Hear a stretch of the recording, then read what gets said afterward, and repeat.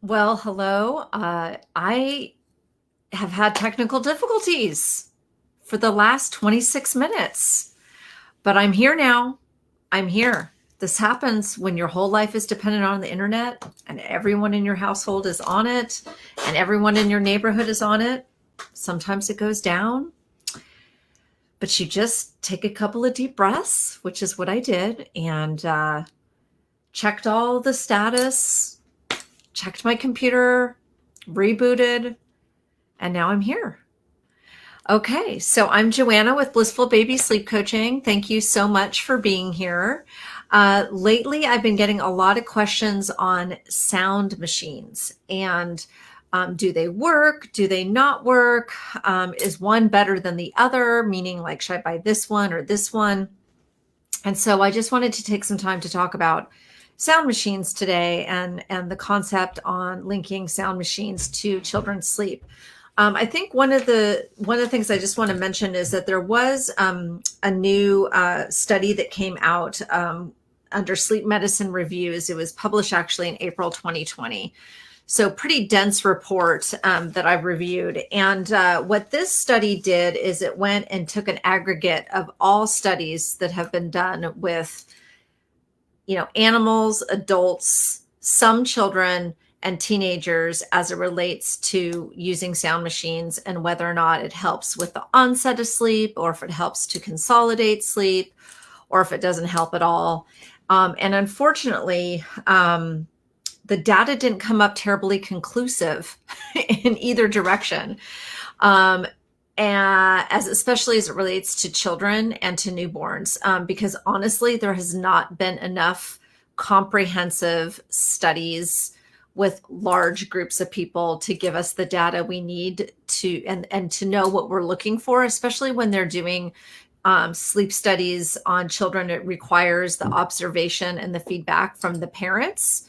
And compliancy is very difficult in those situations. So the information I'm going to share with you today regarding sound machines and sleep, some of it comes from this report and some of it comes from my knowledge and understanding through other readings, and to be honest with you, with what works in my sleep practice with my clients, because real life matters when it comes to helping our children get really, really good sleep. And I'm just going to be kind of marrying the true science, because that's what I try to base everything on, with what works in my practice, with also materials from other sources over time. So the first question is, does using a sound machine work to help our babies go to sleep and stay asleep?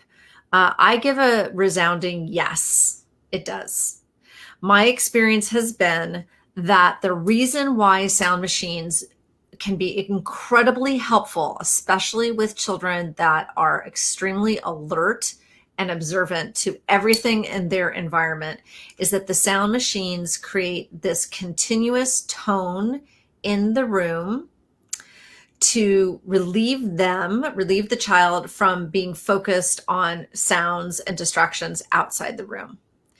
And, with, especially depending on the temperament of your child, you could have a quiet house, and that child could be asleep and all of a sudden they hear the dish fall or the telephone ring, or you guys are watching a show and all of a sudden you burst out laughing, and that's the one thing that just breaks that sleep cycle.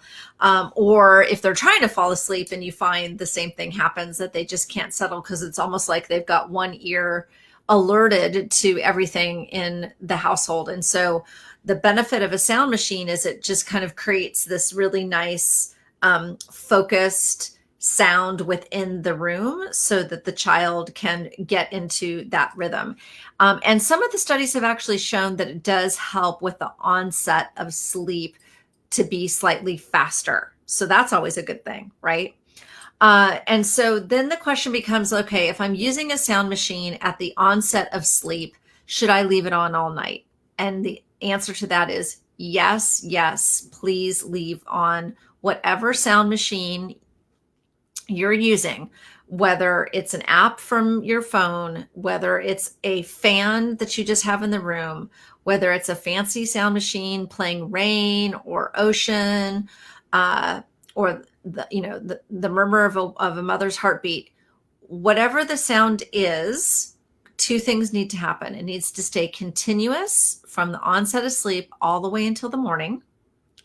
And then when you wake them up in the morning, turn off the sound machine first, open the shades to get natural light, turn on the light, like not hardcore turn on, just, dim the light, and then get your baby out of the crib. So you want to create a pattern of how you enter the room and wake your child.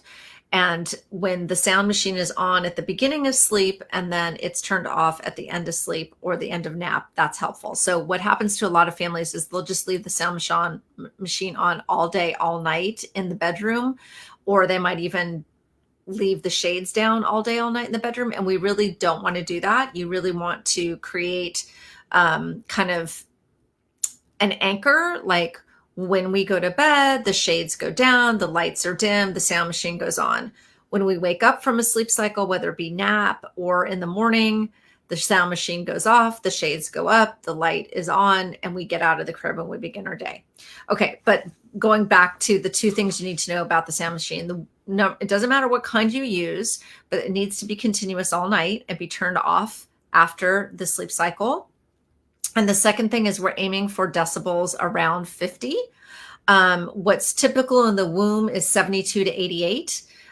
So 50 is a nice, making sure it's safe for your child, safe for your household, but also giving them that continuous kind of bubble of sound that they can focus on. And you never want, and so for you're like thinking, well, how do I know what 50 decibels is? Think of a running shower, think of you with your hair blower on, about that loud. And it doesn't need to be next to the crib. It can just be in the room. Something else to consider is that obviously you're probably going to be listening to your baby on the monitor. So it has to be a sound that you want to listen to as well. So for a lot of families, they'll say to me, well, we can't come into agreement on, my husband likes the rain and I like the ocean. And so then the compromise would be like, again, going back to your old fashioned fan that you would have in the room and obviously not have the wind be blowing on your child. So that's always a good idea. Now there has been some families have said to me, well, I've heard that there could be some processing disorders with children that are continuously exposed to sound. That is the data on that came from a study in 2003 where they did a study on rats that were exposed to continuous sound. And then those rats ended up getting some sensory processing issues. However, for our purposes, the way I've just described it, that your child is going to only have the sound machine on continuously during sleep cycle. So either nighttime sleep or daytime sleep. Once they are awake, it goes off and they now get exposed to normal sounds, normal conversations, multi-sound, meaning they can hear the birds while they can hear you talking on the phone, etc. So this study about the sensory processing was with rats that were 24 hours a day, continuous sound. And that's why they had some sensory processing disorders. But that will not happen to you because you're going to be very deliberate about when you're using your sound machine. Now, some other families will say to me, well, I've always heard that we don't want to create an environment for our child that's too finicky because we want our baby to be able to sleep under any environment. So we want them to be able to sleep when we're traveling and we don't want to have to bring the sound machine, or if we go to grandma's house, or maybe I go take my child and the pack and play to a friend's house for a play date and I put them down for a nap there. Those, or some families will say, we just want the normal household to be their background sound. That can work for some babies. It can absolutely work for some babies. and children, where they can just hear normal life going on around them and still easily fall into their sleep cycle and stay in their sleep cycle. But again, sometimes with the sound machine, and especially with like what I've noticed in my practice and working with families for the last 10 years, I tend to get a lot of families that have children that are very alerted to their environment. And so all they do is stay awake because they just want to sit there listening and anticipating their environment. So if you have a really mellow baby that isn't ultra sensitive to sound and different sounds popping around them, then yeah, you maybe don't need a sound machine. But if you find that your child is highly alerted to their environment, then a sound machine can be a wonderful asset for your child to just tune into that one sound instead of staying alerted to everything else in the household. So that leads me to the next thing, which is, okay, well, when am I always going to be using a sound machine? Like, I don't want to have a teenager that needs to walk around with a sound machine. That seems kind of weird. Or is a sound machine a sleep crutch? So let me answer those two questions. So the first is, if you want to wean a sound machine, you want to aim to do that, probably around 2 to 3 years of age. And it's easy to do. You just, every night, you just do the sound a little bit lower and lower. So, make it low, do that for 2 nights, make it lower, do that for 2 or 3 nights, lower still 2 or 3 nights. And then eventually within a week or 10 days, you'll be down to no sound. And then it will be easily revealed to you whether or not you're getting more challenges at the onset of sleep or in the middle of the night, where your child is now plugging back in and being alerted to the environment. So you can absolutely wean whenever you want. It's just a matter of whether or not that, your child ended up doing better.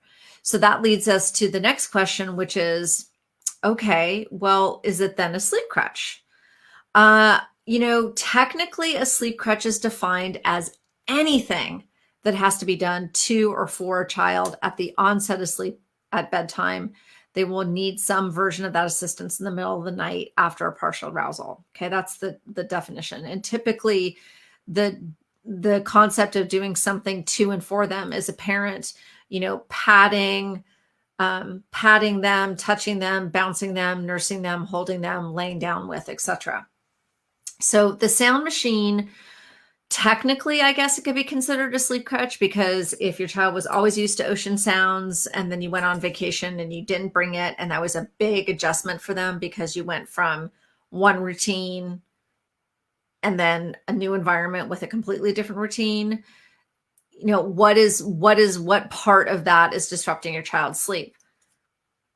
Kind of hard to know, right? Because there's so many variables that you changed when you go on vacation and you don't bring the sound machine, and now they're in a new room, new smells, maybe room sharing with you, all these other contingencies, right?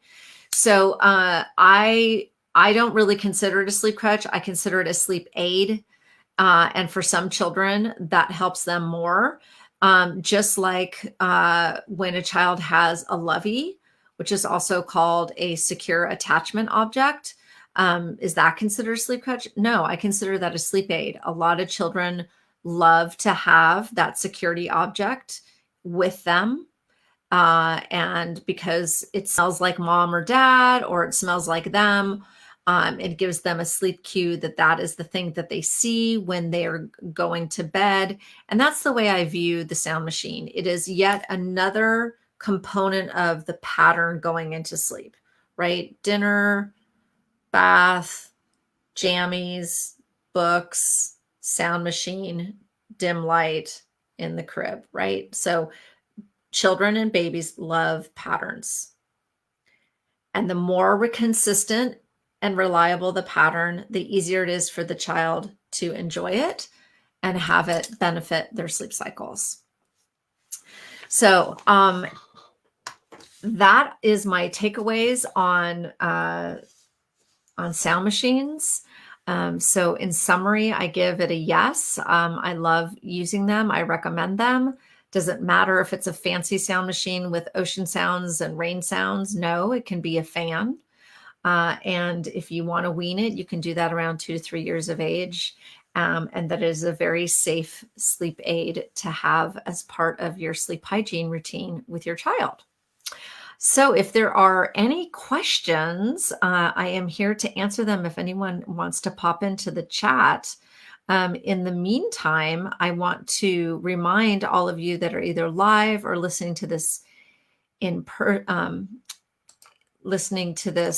later, that I do these Facebook Lives on Wednesdays at 3 p.m. Pacific. Today I was a little bit late because of the technical difficulties, but I'm still here. And you can always ask questions to me in advance. And I'm going to be putting this in the chat right now, because I love to hot seat coach families. So if you fill out this form, you can give me a whole backstory on everything that's going on with your child. And then I'll do kind of my sleep detective work and come to the Facebook Live and give you some feedback and tips and suggestions on how to solve the sleep situation. And so I'm going to post that right here.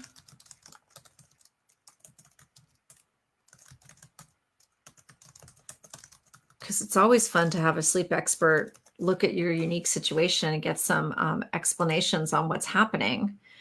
And the other thing that I'm going to put into the chat is my baby sleep strategies audio. I am a contributing featured expert in the book, The One Thing Every Mom Needs to Know. And this is the audio chapter of it's the audio part of the chapter, and it's called Baby Sleep Strategies. And since we are all busy moms, it's sometimes hard to read something, but it's easy to listen to this. I think the audio is about 15 minutes long, so it's really easy and approachable, and it will give you a lot of tips and recommendations on how to encourage sleep. So you can get instant download of that audio and listen that on your iPhone or iPad. Okay, well, if there are any questions, thoughts, if there's not, then I think I will sign off and try to figure out what caused all that ruckus with my my Facebook Live and the technology and the internet. And I will see you guys next week, which is, oh my gosh, it's the end of October next. Oh my gosh, that's Wednesday, October 28th. I can't believe that. I'm at 3 p.m. Central, and ask your questions in advance so I can hot seat coach you. All right. Thanks so much. Take care. Oh, good. Rose Williams said, okay, I will have a list here. I'll show you. This is what Rose says. She says, great. I'll have a list of questions next week. Yeah. So Rose, just go ahead. I just posted that, that form right here. I'll show it, right there, that bit.ly. You can grab it in the chat. And it's also, I think, in the description of this Facebook Live.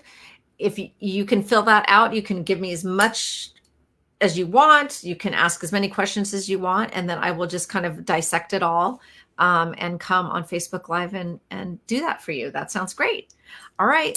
Thanks, you guys. Bye.